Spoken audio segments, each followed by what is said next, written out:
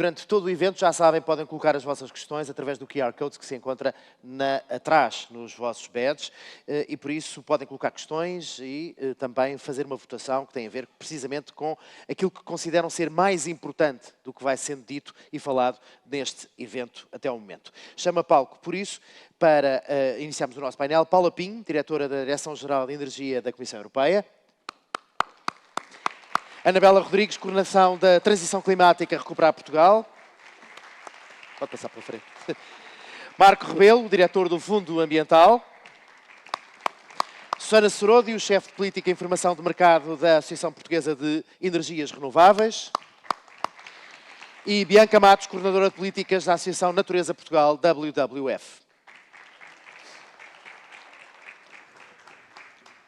Sejam todos bem-vindos. Bianca, por favor. Paula, vou começar por si. E vou-lhe perguntar precisamente que desafios é que a União Europeia enfrenta na aplicação das políticas, na sua legislação, naquilo que é cumprir objetivos que estão já marcados, como aquele que vimos aqui, e estamos bem recordados sempre, porque a comunicação social tem dado eco a essa meta de 2050 da descarbonização. Muito obrigada e é um grande gosto estar aqui também naquele que é o meu país, portanto, duplo prazer em estar aqui como parte da equipa da Comissão Europeia. E eu acho que não podemos falar de desafios sem falar das oportunidades. E já foi dito aqui hoje de manhã, a verdade é que este fundo é uma verdadeira oportunidade e que constitui valores sem precedente. 22,2 mil milhões apenas para Portugal, representa uma oportunidade enorme em termos do que pode ser o crescimento económico, em termos do que pode ser as oportunidades em termos de formação, de criação de emprego e em termos de oportunidades também para desenvolvimento tecnológico. Portanto, eu acho que antes de falarmos de desafios, temos que nos lembrar das oportunidades que vêm com estes fundos. Agora, há desafios que são o outro lado da medalha das oportunidades. Quando falamos, por exemplo, na ambição em termos de integração de renováveis no sistema energético, e estamos a falar a nível europeu, a ambição é ter a geração de eletricidade a partir de 90% de fontes de energia renovável em 2030. Isto significa que, além da enorme ambição, traz consigo realmente um desafio que é termos a rede suficiente para integrar essa percentagem de renováveis e, com isso, temos o armazenamento necessário em termos, por exemplo, de baterias integrado na rede. Esse é um dos grandes desafios estrutural e que, muitas vezes, fica esquecido, que é para realmente conseguirmos ter uma tal cota parte de energia renovável no sistema energético, precisamos da rede, precisamos do armazenamento. E quando falo de rede, não se trata necessariamente de investimentos em mais rede, embora seja também inevitável, mas trata-se também da otimização da rede existente. Otimização, por exemplo, através de digitalização. E isso são áreas em que nós estamos a pôr muita ênfase em toda a União Europeia, quando se trata da implementação do REPowerEU, que é ver quais são os elementos que vão facilitar o cumprimento de certas metas. Deixe-me só perguntar-lhe, e como é que nesse balanço, como é que está Portugal face aos restantes países nesse armazenamento, que eu acho que é importante também darmos esse dado? Portugal tem das metas mais ambiciosas em termos de integração de renováveis no sistema energético a nível da União Europeia. Eu diria que faz todo sentido, nós temos sol, temos vento... Temos todas as condições, não é? Temos todas as condições. Em termos da rede e do armazenamento que precisamos, é bom e positivo ver que o REPowerEU prevê medidas nesse sentido, mas precisamos, sem dúvida, mais. Portanto, aí há ambição para cumprir e espaço...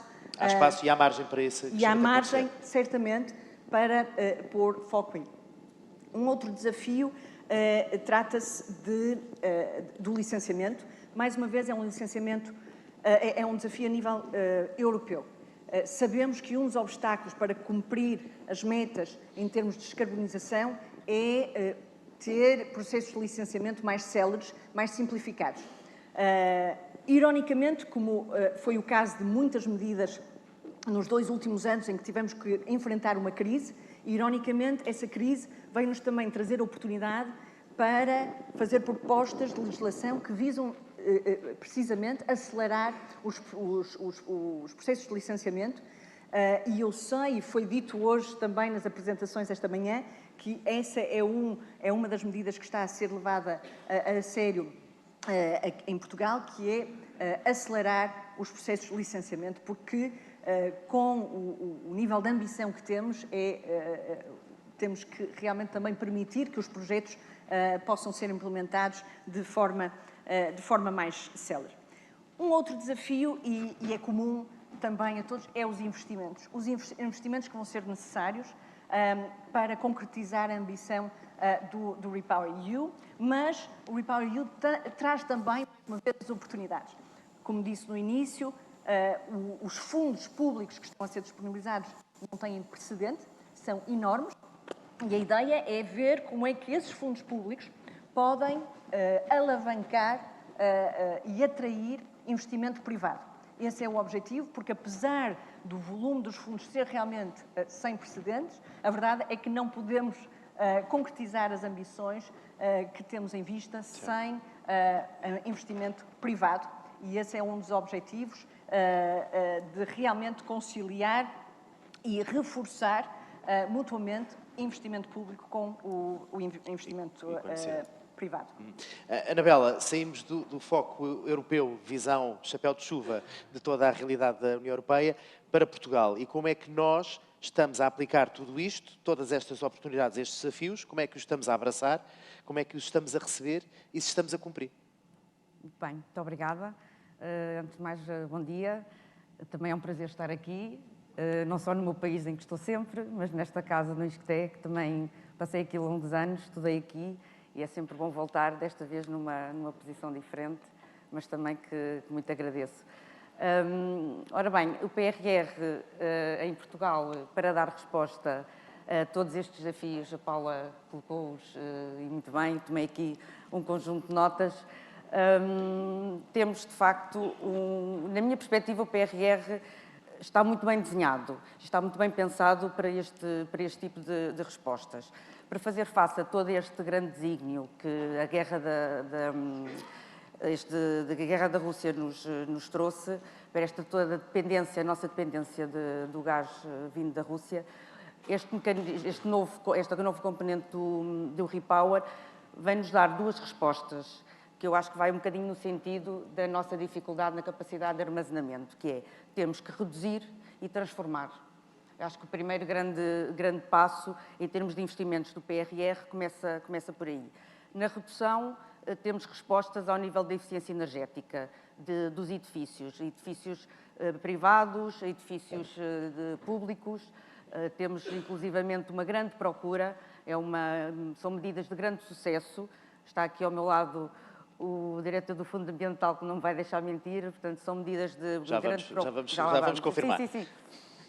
A eficiência energética dos edifícios teve grande procura, abriram-se candidaturas e, de facto, a população recorreu a melhorias das suas infraestruturas habitacionais ou dos seus edifícios, dos seus serviços, mudando janelas, sistemas de isolamento, painéis, sistemas de refrigeração. E esse processo tem sido, ou seja, temos conseguido avançar nesse processo? Estamos sim, a par daquilo que são os objetivos? Tenho, por acaso trouxe alguns números, não gosto muito de estar a citar muitos números, mas de facto consultei os números do Eurostat e em termos de eficiência energética, Portugal de 2000 para 2020 tem um avanço significativo em termos de eficiência energética de edifícios.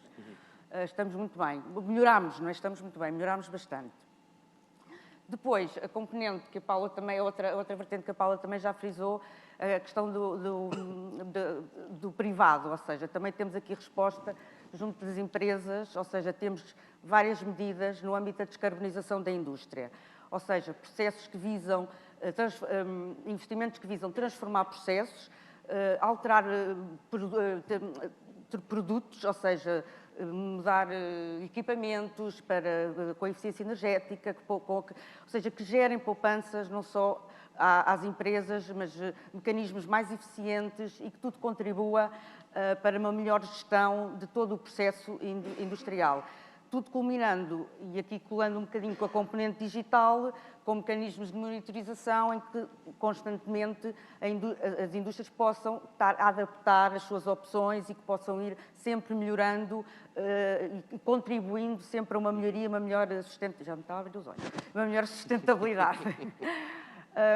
Depois, gostava de destacar também que no âmbito da mobilidade e dos transportes, que também é uma vertente muito importante, que também teve um grande reforço no Repower, a mobilidade e os transportes. Temos investimentos muito consideráveis investimentos em transportes públicos, ou seja, na descarbonização e, portanto, a aquisição de veículos de emissões nulas, portanto, a hidrogénio ou elétricos, e, portanto, já ultrapassámos inclusivamente a meta estabelecida para Portugal. Já temos inclusivamente entregues 225 autocarros, a nossa meta era 145. Temos já 150 licenciamentos e entregues 225. Portanto, é uma meta que já está ultrapassada. Congratulemos-nos com isso.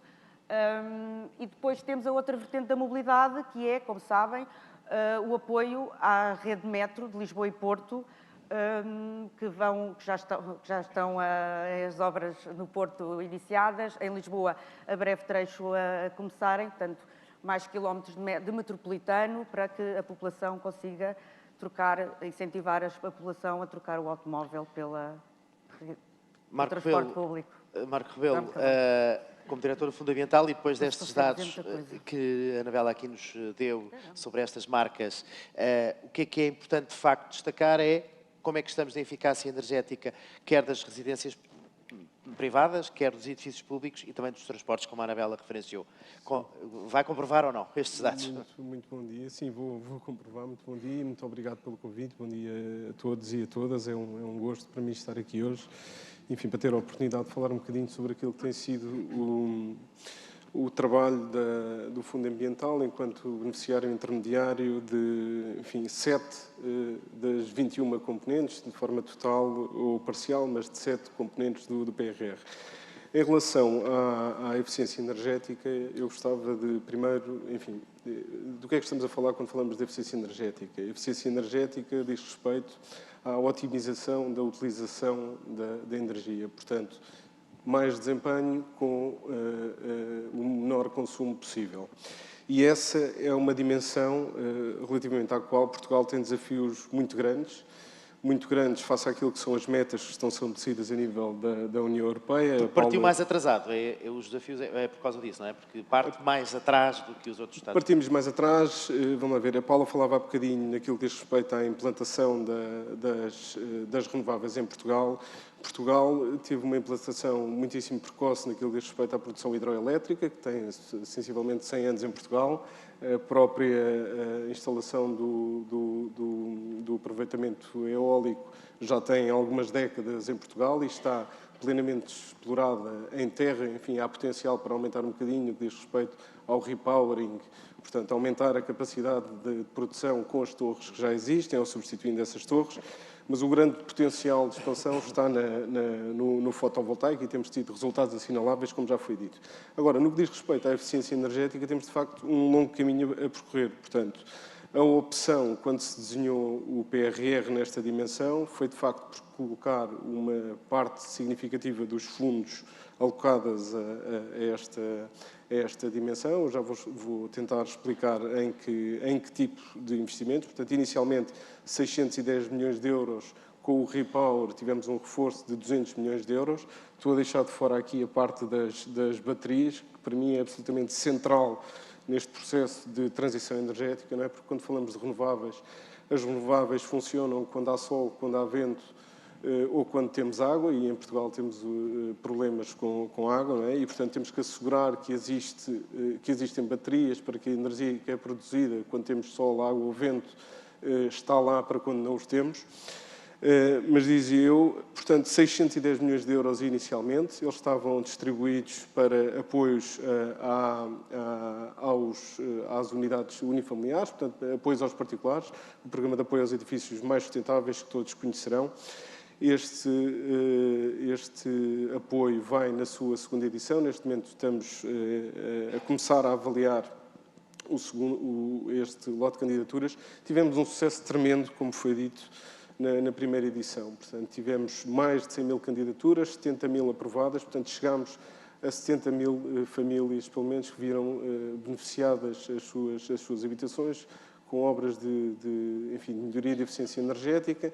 E quando falo obras, estamos a falar de pavimentos, portanto, melhoria dos pavimentos, das paredes ou dos revestimentos, portanto, estamos a falar dos revestimentos cencelados, estamos a falar das janelas, substituição de janelas não eficientes por janelas eficientes, estamos a falar de instalação de painéis solares ou de outros sistemas de produção de energia renovável, estamos a falar de melhoria da eficiência hídrica. Muitas vezes não associamos a eficiência hídrica ao consumo de energia, mas para que a água chegue às nossas torneiras há consumos significativos de energia.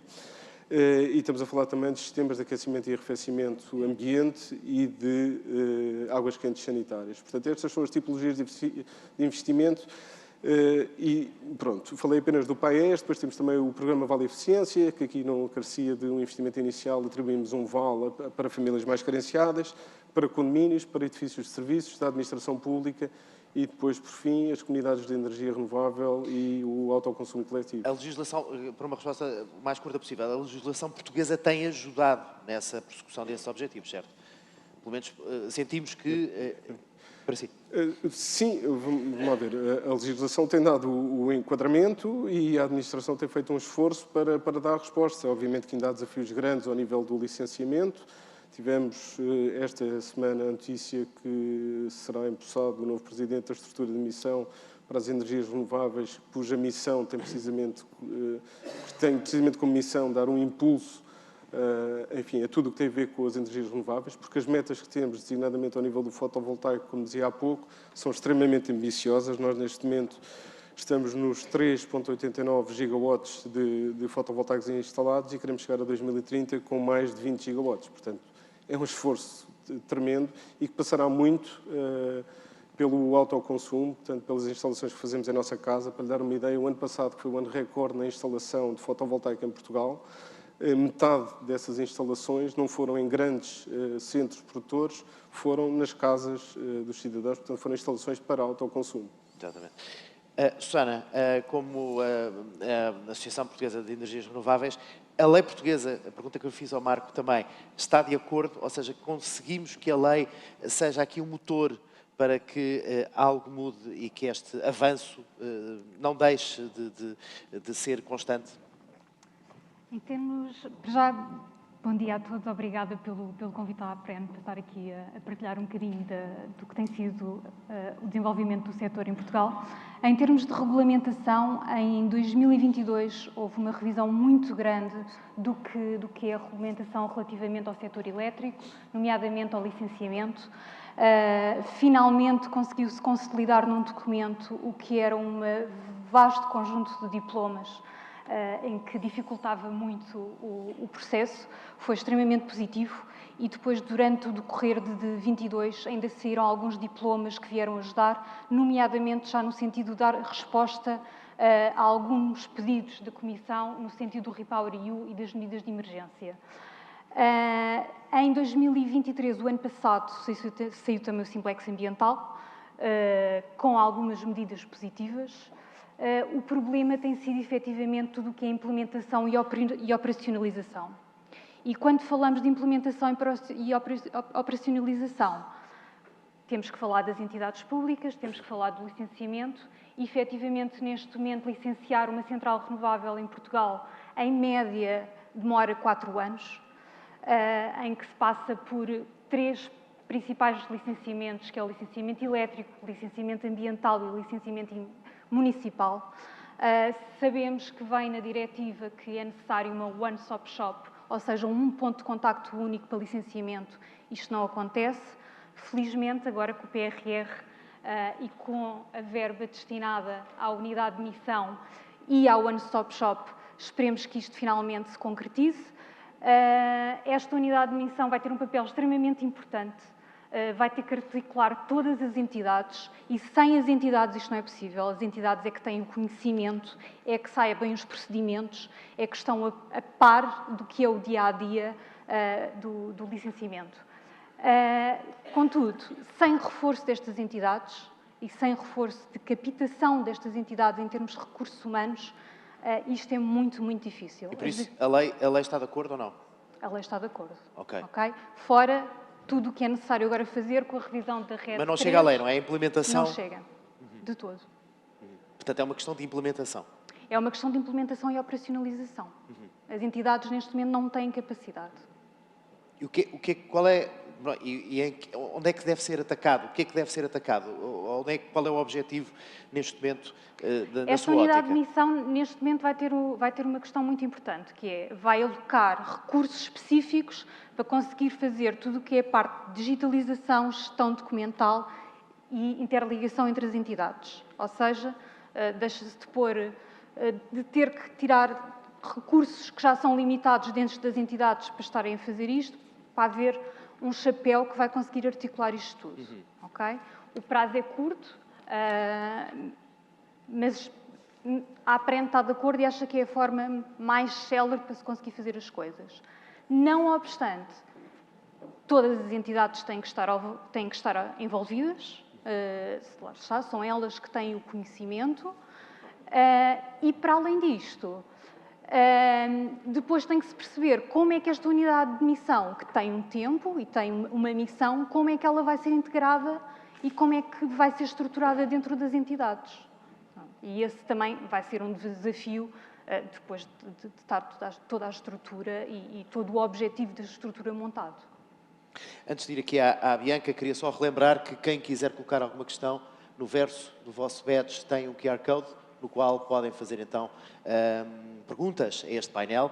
É importante nunca referir, pelo menos para quem está aqui presencialmente, quem nos assiste através do YouTube não poderá fazer, mas quem está na sala, sim. Bianca, vamos então perceber a participação da sociedade civil nesta operação. Ou seja, os portugueses estão, de facto, motivados, vão ao encontro daquilo que é esta necessidade de transição ou não, energética? Primeiramente, bom dia e obrigada por essa oportunidade de trazer um pouco a perspectiva da sociedade civil nesse debate. Eu vou me centrar principalmente na participação da sociedade civil no processo de designação das áreas de aceleração, que do nosso ponto de vista é um dos fundamentais para evitar problemas ambientais no futuro. A participação da sociedade civil tem se dado de forma muito diferente no processo de designação das áreas para as energias renováveis terrestres e offshore. Nós tivemos uma participação relativamente interessante no processo de designação das áreas para as renováveis terrestres, mas o processo para as offshore tem sido um pouco mais opaco.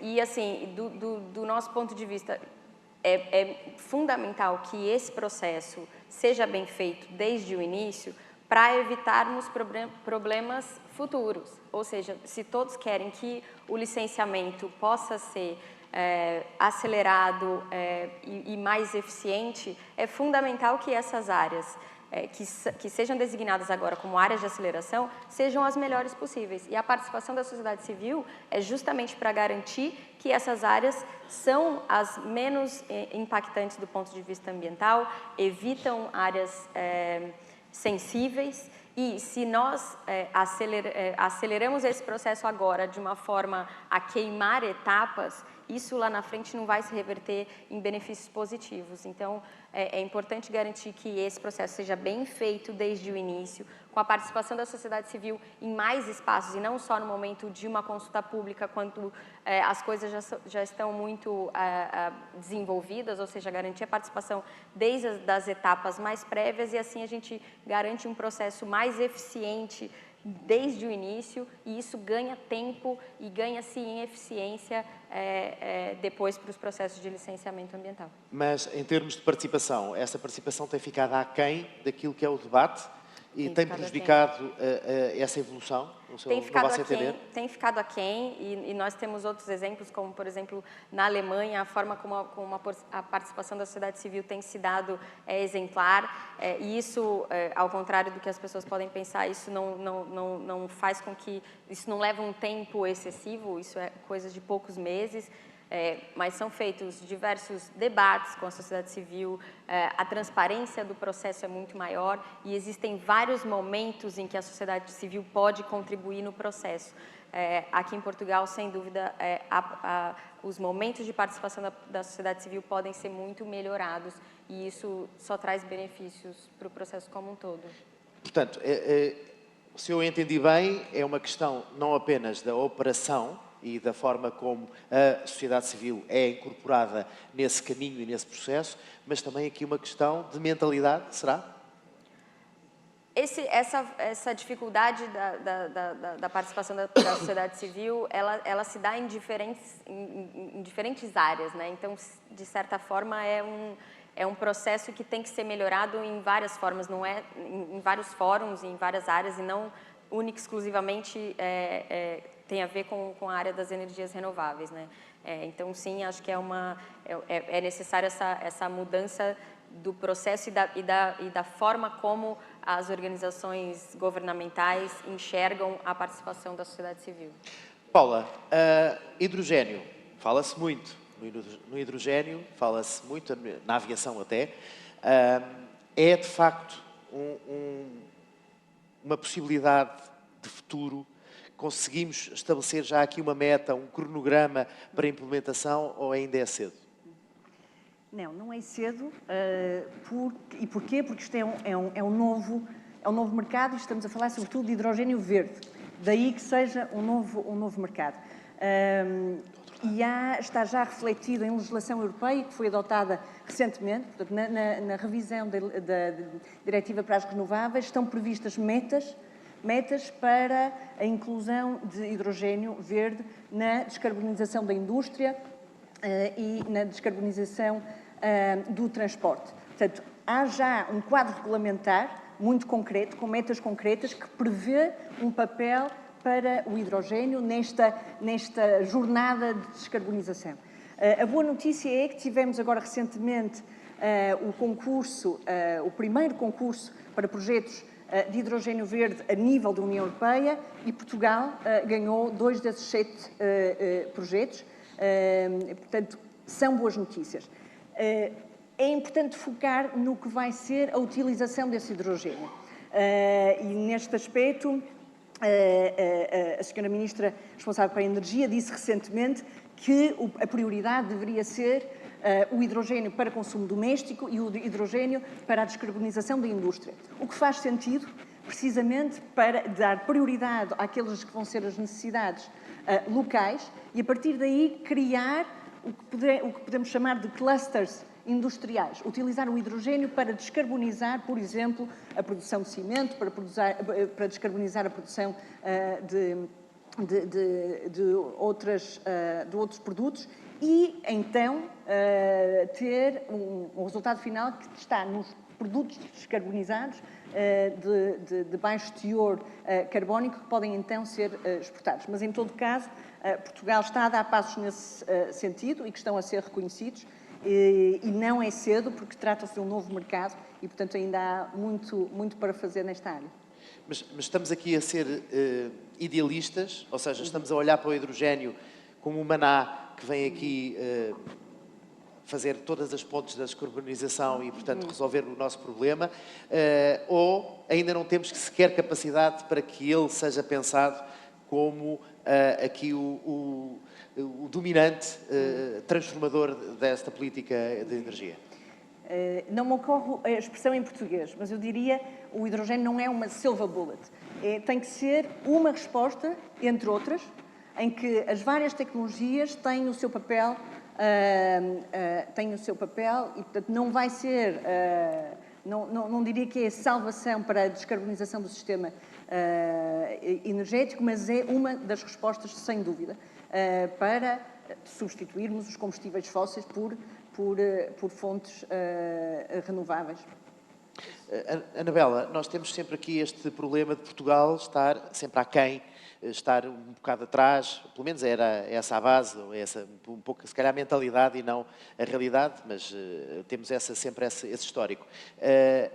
O português médio consegue fazer esse investimento na transição energética? Ou seja, este é um passo que o português consegue dar? João, sobre isso, e agora ouvi há pouco a Bianca a falar e gostava de chamar aqui a discussão para esse ponto e agradeço a questão. Isso vai-me permitir aqui falar de um projeto que está inscrito no PRR, que eu acho muito interessante, sou quase a fã número 1 desse projeto. De facto, há aqui a questão da literacia energética nas pessoas e na população.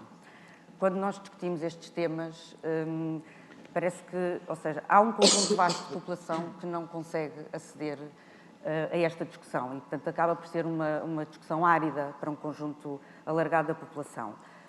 E é necessário desconstruir, desmistificar o que é a eficiência energética, o que é que são as energias renováveis. E aproveitando a presença do Sr. Ministro, que tutela a administração regional e a administração local, eu creio que passa muito por começar a pensar estas políticas, não é pensar as políticas pensam-se obviamente também a nível nacional, mas depois tentar escalar do ponto de vista regional, para que se comece eventualmente com projetos pilotos à escala regional, envolvendo a sociedade civil em nichos mais pequenos, ou seja, à medida que as pessoas se sentem mais informadas, sentem-se mais capazes de emitir opinião, de decidir quais são as suas melhores soluções. Portanto, a literacia é a base, fundamental, é o princípio. Fundamental, porque se eu não consigo decidir o que é mais eficiente na minha residência, na minha empresa, no meu local de trabalho... E não tem o ímpeto para o fazer. Não é? Exatamente. E perde aí um bocado Quando nós olhamos para uma fatura energética e só olhamos para os dois campos, que é a data limite de pagamento e o valor a pagar. Quer dizer, tudo o resto, às vezes, é uma linguagem que ninguém percebe. E isto, quer dizer, pode dar um forte contributo e impulsionar a participação da sociedade civil na discussão destas matérias. Vamos ter, em 2015, no primeiro trimestre, 50 espaços cidadão energia pelo país. É uma lógica semelhante às lojas de cidadão, que todos conhecem, e, portanto, é a vantagem de ter concentrado naquele espaço todo um conjunto de serviços. Este espaço cidadão energia vai permitir ao cidadão deslocar-se a este local e beneficiar de todo um conjunto de apoio, de informação, de informação sobre incentivos fiscais, opções a tomar, dúvidas que possa ter, alterações que queira fazer na sua habitação, se for na sua empresa. E, portanto, isto é uma parceria com a Associação Nacional de Municípios, com a ANAFRE, com entidades do setor social que vão implementar, que vão co-criar estes espaços. E eu penso que isto é um projeto muito interessante. Oxalá dê frutos, eu tenho quase a certeza que dará. Eu sou muito crente em tudo o que são políticas à escala regional, implementadas a uma escala mais micro. Com a participação de autarquias, eu acho que os nossos autarcas fazem sempre um papel muito importante de envolvimento da população. Acho que corre sempre muito bem. Deixo aqui esta nota ao Sr. Ministro para que abrace este projeto e, em parceria com a Sra. Ministra do Ambiente, tenho a certeza que isto será um sucesso em 2025 e, oxalá, mais espaços cidadão consigam a seguir, porque temos que caminhar para lá de 2026. O PRR termina, mas a nossa caminhada tem que continuar. E se a população não estiver suscetível mais do que quanto é que isto me vai reduzir na minha fatura, porque a eficiência energética, a transição climática, é mais do que isso, não é? É alterar comportamentos, é alterar mentalidades. E depois, quando o PRR acabar, a gente tem que continuar para 2050, que temos um objetivo que é a neutralidade carbónica. Ou seja, temos a ferramenta e os meios até 2026 temos, e depois temos que tem que usar ficar qualquer bem, coisa, temos ou que então usar bem. perdemos Temos esta pouco grande tempo. oportunidade. Não perdemos. Marco, as comunidades de energia são ainda um bocadinho ao encontro daquilo que é a mudança de mentalidade. As comunidades de energia já existem, eu diria que são poucas da minha visão leiga, mas daquilo que eu conheço, sei que existem algumas espalhadas pelo país, mas são ainda poucas. Qual é a sua importância? Quais são os objetivos a partir de agora? Qual é a vossa previsão de crescimento?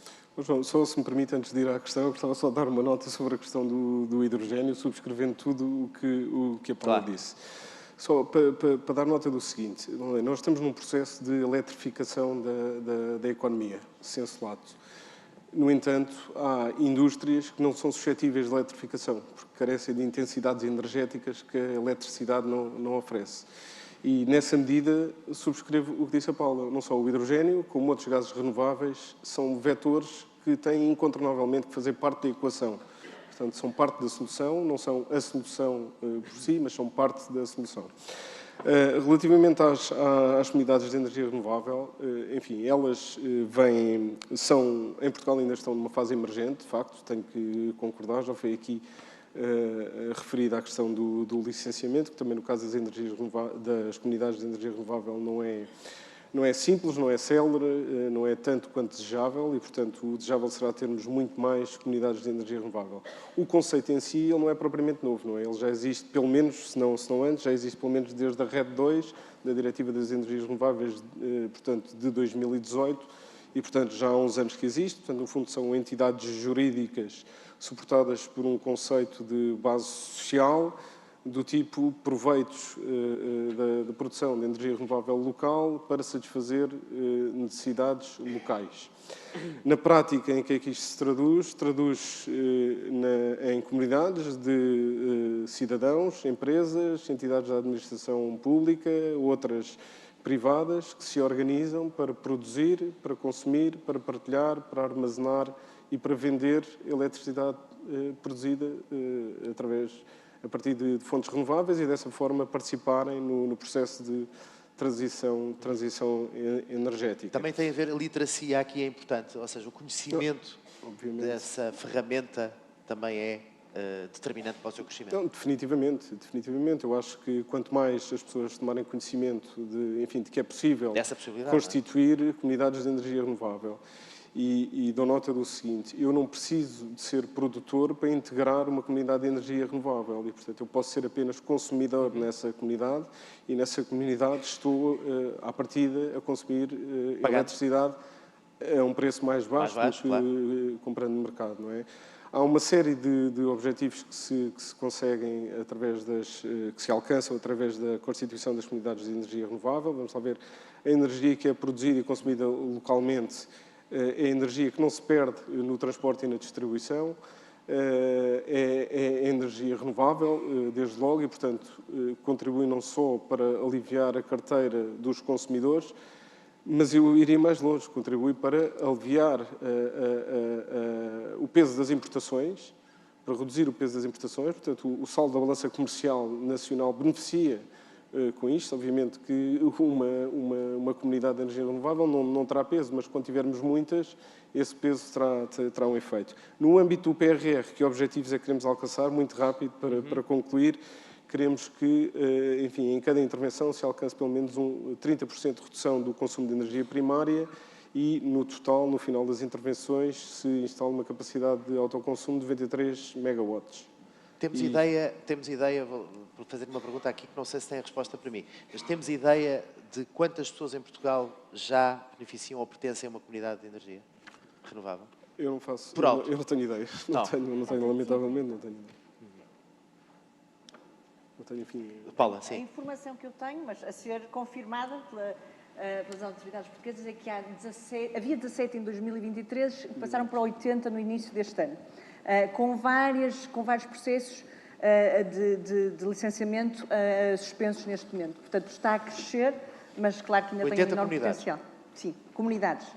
Portanto, mais pessoas beneficiam, claro.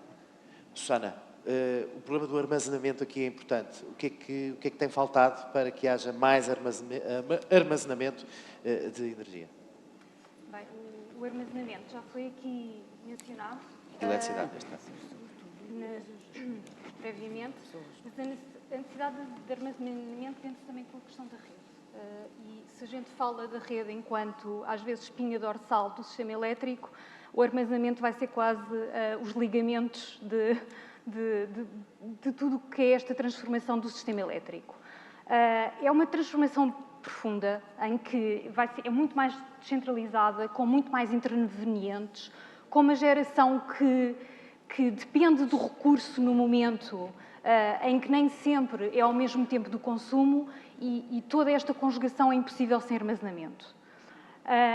O que é que falta? O que falta é principalmente haver mecanismos de financiamento para a tecnologia ser rentável. Não é uma tecnologia que possa, pura e simplesmente, operar no mercado de eletricidade como um sistema gerador. Tem uma funcionalidades e importância de otimização completamente diferente, e o que é necessário aqui são mercados de flexibilidade que criem o necessário fluxo de receitas para estas tecnologias serem competitivas. E aqui, mais uma vez, não se está só a falar de deslocalização, às vezes, de geração diária, mas é toda uma otimização diária, semanal, anual. Ou seja, não estamos só a falar de baterias, estamos também a falar de um conjunto de outras tecnologias, que passa também pela hídrica, que passa também pelo papel que o hidrogénio pode ter em horas de excedente renovável, em que só será efetivamente possível com mercados de flexibilidade. Estes mercados estão previstos na Diretiva de Eletricidade.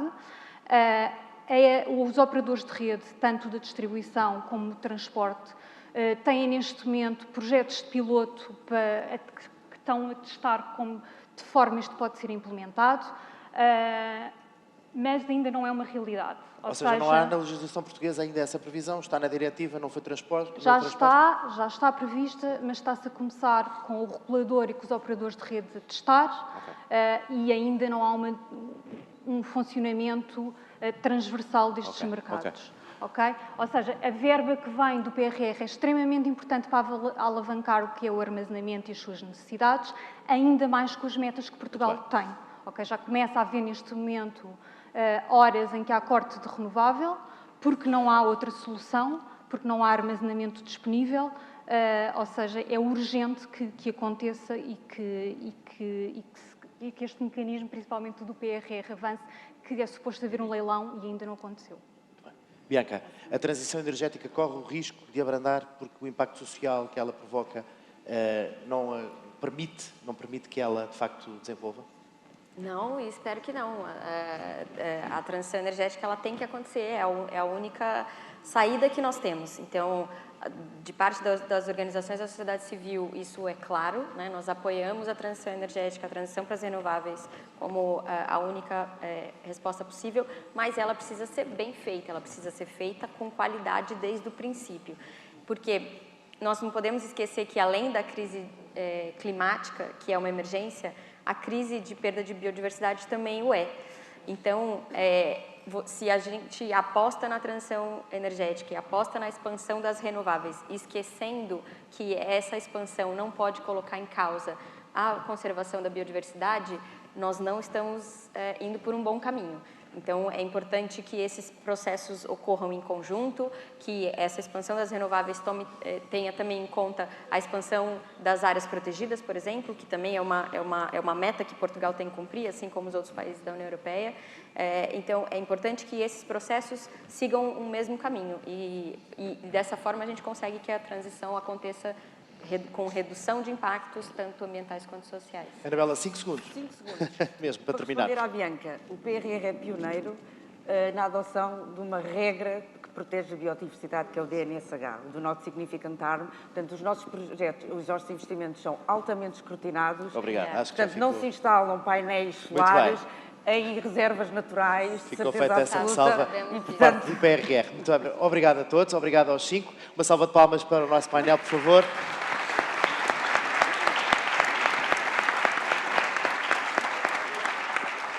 Entretanto, como sabem, temos vários tópicos que estão à votação através do QR Code, que está no verso do vosso badge, vou repetir isto ao longo do dia várias vezes, e, portanto, uma das votações já terminou e foi precisamente a perguntar quantos autocarros limpos, digamos assim, estão a circular e ao abrigo do PRR. A votação dizia a hipótese A, 2, 150 a hipótese B, são tantos que não se conseguem contar, era a hipótese C. Um autocarro de campeão nacional era a hipótese D. A hipótese certa e aquela que foi mais votada era a hipótese B. São 150 autocarros, 71% da votação nesta hipótese. Por isso, parabéns também a quem votou e acertou. Vamos fazer uma curta pausa.